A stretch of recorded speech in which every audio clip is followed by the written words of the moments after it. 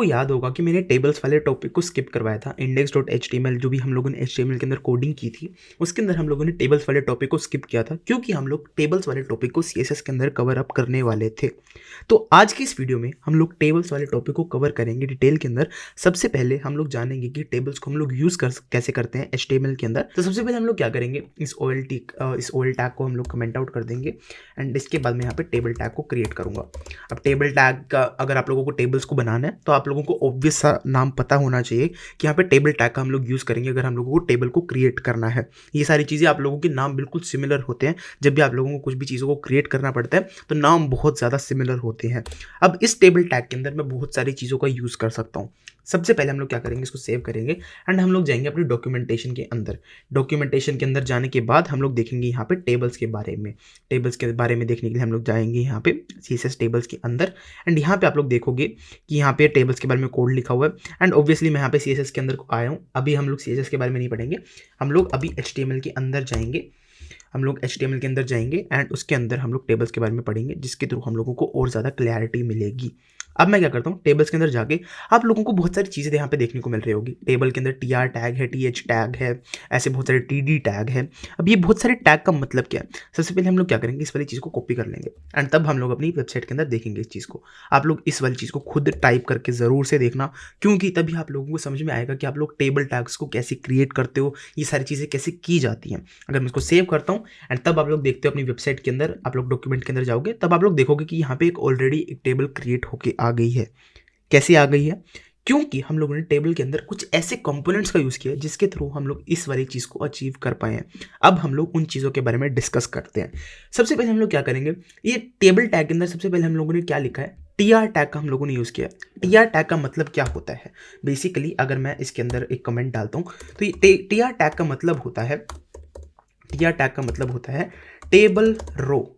तो यहाँ पे अगर मैं इसको कमेंट कर दूँ एंड उसके बाद आप लोग देखोगे कि TR का मतलब होता है टेबल रो। रोज के अंदर हम लोग अपने डेटा को स्टोर करते हैं। अगर आप लोग एक्सेल शीट्स के अंदर काम करते हो तो आप लोगों को ऑलरेडी पता है कि आप लोग रोज के अंदर डेटा को स्टोर करते हो। आप लोगों के जो भी आप लोगों के एक्सेल शीट्स के अंदर ब्लॉक होते हैं उसके अंदर हमारे पास स्पेसिफिक वैल्यू होती है उस रो की। अगर आप लोगों ने मैथ्स के अंदर मैट्रिसेस का चैप्टर पढ़ा है तब आप लोगों को पता है रोज के बारे में। तो रोज हम लोगों की सिंपली हमारे पास हॉरिजॉन्टल जो भी हम लोगों को कॉलम्स मिलते हैं हॉरिजॉन्टल, वो चीज़ें हम लोग टेबल रोज के अंदर डिफाइन करते हैं। अब टेबल रोज के अंदर हम लोगों को कुछ डेटा लिखना पड़ेगा, जैसे कि हम लोगों ने यहाँ पे OL टैग के अंदर लिखा था ना डेटा, लिस्ट आइटम्स के थ्रू अंदर हम लोग लिखते हैं। वैसे ही TR टैग के अंदर हम लोगों के पास दो ऑप्शंस होते हैं, जो जिनमें से पहला ऑप्शन होता है TH टैग एंड उसके बाद जो दूसरा ऑप्शन होता है वो होता है TD टैग। अब TD टैग सबसे ज़्यादा यूज़ किया जाता है क्योंकि TD टैग के अंदर हम लोग डेटा को डिफाइन करते हैं। तो यहाँ पे TD टैग क्या होता है, हमारा टेबल डेटा होता है। अगर मैं इसको कमेंट आउट कर दूँ, इसके बाद हम लोग देखेंगे कि TD क्या करता है, हमारा जब भी हम लोगों को डेटा को शो करना होता है तब हम लोग TD टैग को यूज़ करते हैं। एंड TH टैग क्या होता है, बेसिकली TH टैग होता है हमारा टेबल हेडर। ठीक है, टेबल हेडर हमारा TH टैग होता है। अभी अगर आप लोगों को सेव करके दिखाता हूँ इस चीज़ को, तब आप लोग देखोगे जो जो चीज़ें हम लोगों ने TH के अंदर डाली हुई है, जैसे कि कंपनी, कॉन्टैक्ट और कंट्री, ये सारी चीज़ें हम लोगों ने TH के अंदर डाली हैं। एंड ये जो सारी चीज़ें हैं ये हम लोगों को बोल्ड के अंदर दिख रही हैं। क्यों दिख रही हैं, क्योंकि जो TH टैग है वो थोड़ा सा एक पेरेंट कंपोनेंट है। यहाँ पे अगर आप लोग पेरेंट कंपोनेंट नहीं समझ पा रहे हो तो बेसिकली यहाँ पे ये जो चीज़ है ये हम लोगों की हेडिंग है। जैसे कि हमारे पास हेडिंग टैग्स होते थे, वैसे यहाँ पे TH टैग है थोड़ा सा यहाँ पे बोल्ड करने के लिए। अगर आप लोग किसी भी चीज़ को स्टार्ट कर रहे हो, एक्सेल शीट के अंदर डेटा को लिख रहे हो, तब आप लोग पहले जो भी आप लोगों का जो भी टाइटल होता है उसको बोल्ड करते हो। तो बोल्ड करने के लिए आप लोग TH टैग का HTML के अंदर यूज़ करते हो। एंड उसके बाद जो भी आप लोगों को डेटा डालना होता है उसके लिए आप लोग TD टैग का यूज़ करते हो। तो TD टैग के अंदर हम लोग जो भी डेटा को डालना चाहते हैं वो सारी चीज़ें हम लोग TD टैग के अंदर डालते हैं। यहाँ पे हम लोगों ने TH टैग का यूज़ कर लिया, TD टैग का यूज़ कर लिया, लेकिन इसको आप लोगों को एक स्पेसिफिक ऑर्डर के अंदर यूज़ करना पड़ता है। अगर मैं इस सारी चीज़ों को यहाँ से हटा दूँ और उसके बाद मैं इस चीज़ को यूज़ करूँ, तो सबसे पहले मेरे को क्या करना पड़ेगा, मेरे को यहाँ पे सबसे पहले TR टैग का यूज़ करना पड़ेगा। उसके बाद मेरे को यहाँ पे अगर मेरे को एक हेडिंग यहाँ पे डालनी है हर एक टॉपिक के लिए, तो मैं यहाँ पे क्या करूँगा, TH टैग का यूज़ करूँगा। TH टैग के अंदर मैं वो सारी हेडिंग्स डालूंगा। सबसे पहली हेडिंग जो मेरी रहेगी वो रहेगी मेरा रोल नंबर। सपोज करो मैं बच्चों का डेटा बना रहा हूँ, यहाँ पे सबसे पहली हेडिंग मेरी रहेगी रोल नंबर। उसके बाद मेरी जो दूसरी हेडिंग रहेगी वो क्या रहेगी, यहाँ पे बच्चे का नेम। ठीक है, स्टूडेंट नेम भी डाल सकते हो आप लोग, बेसिकली यहाँ पे बच्चे का नेम रहेगा। उसके बाद उस बच्चे के मार्क्स रहेंगे। ठीक है, यहाँ पे उस बच्चे के मार्क्स रहेंगे। तो ये सारी चीज़ें हम लोगों की हेडिंग होने वाली है।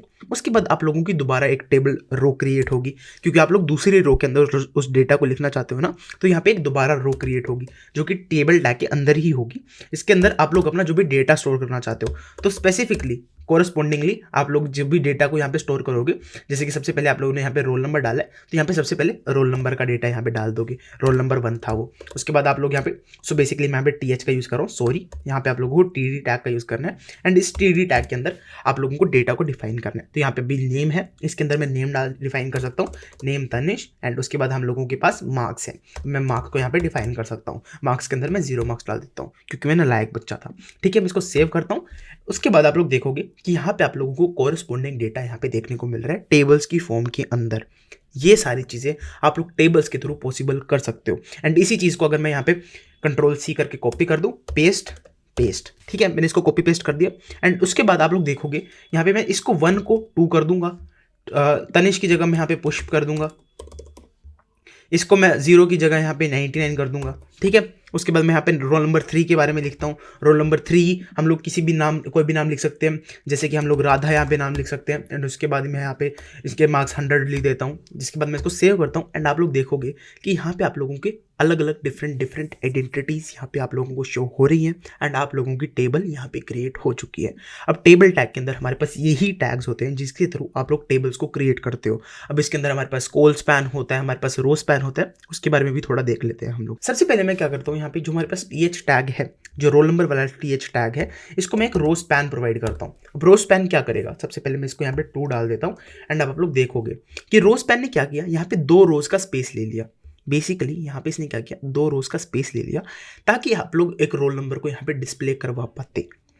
रो स्पैन का इसने 2 रोज क्यों ली, क्योंकि आप लोगों ने यहाँ पे रो स्पैन = 2 डाल दिया। अगर मैं इसको कॉल स्पैन कर देता तो यहाँ पे ये 2 कॉलम्स ले लेता। बेसिकली यहाँ पे रोल नंबर के अंदर ही आप लोगों को 1 और तनिष दोनों चीज़ें यहाँ पे देखने को मिल रही हैं। तो बेसिकली अगर आप लोगों का जो भी डेटा है उसकी जो हेडिंग है वो बड़ी है एंड उसके अंदर आप लोगों के 2 डेटा के पीसीस आ रहे हैं, तब आप लोग रो स्पैन, कॉल स्पैन जैसी चीज़ों का यूज़ करते हो। जैसे कि आप लोग यहाँ पे कॉल स्पैन का यूज़ कर पा रहे हो। यहाँ पे अगर इसको 10 कर देता तब आप लोग देखोगे कि यहाँ पे आप लोगों को जो भी डेटा है वो सारा का सारा आप लोगों के रोल नंबर के अंदर ही आ रहा है। ये चीज़ क्यों हो पा रही है, क्योंकि आप लोगों ने कॉल स्पैन = 10 डाला है। अगर मैं इसको यहाँ पे 1 कर देता हूँ तब आप लोग देखोगे कि बाय डिफॉल्ट जो भी आप लोगों की टेबल आ रही थी वैसी की वैसी टेबल यहाँ पे आप लोगों को देखने को मिल रही है। तो यहाँ पे अगर आप लोग कॉल स्पैन जितने भी डालोगे, जैसे कि आप लोगों ने कॉल स्पैन को 2 डाला, तब आप लोगों के 2 कॉलम्स यहाँ पे ले लिए जाएंगे। अगर आप लोग रो स्पैन को 2 डालोगे तब आप लोगों की 2 रोज यहाँ पे ले ली जाएंगी। तो बेसिकली रो स्पैन और कॉल स्पैन का टॉपिक हमारे पास यही होता है, जिसके अंदर हम लोग रो स्पैन जो भी आप लोगों को रोज है उसके डेटा को अच्छे तरीके से रिप्रेजेंट करने के लिए यूज़ करते हैं। ऐसे ही हमारे पास कुछ अलग अलग टॉपिक्स भी होते हैं जो कि बहुत ज़्यादा इंपॉर्टेंट नहीं होते। इसके अलावा हम लोग CSS के अंदर डिस्कस करने वाले हैं कि टेबल्स को हम लोग कैसे बेटर वे में रिप्रेजेंट कर सकते हैं। वो वीडियो बहुत ज़्यादा इंटरेस्टिंग होने वाली है, तो उस वाली वीडियो के लिए स्टे ट्यून्ड। एंड मैं आप लोगों से मिलता हूँ नेक्स्ट वीडियो में, तब तक के लिए बाय।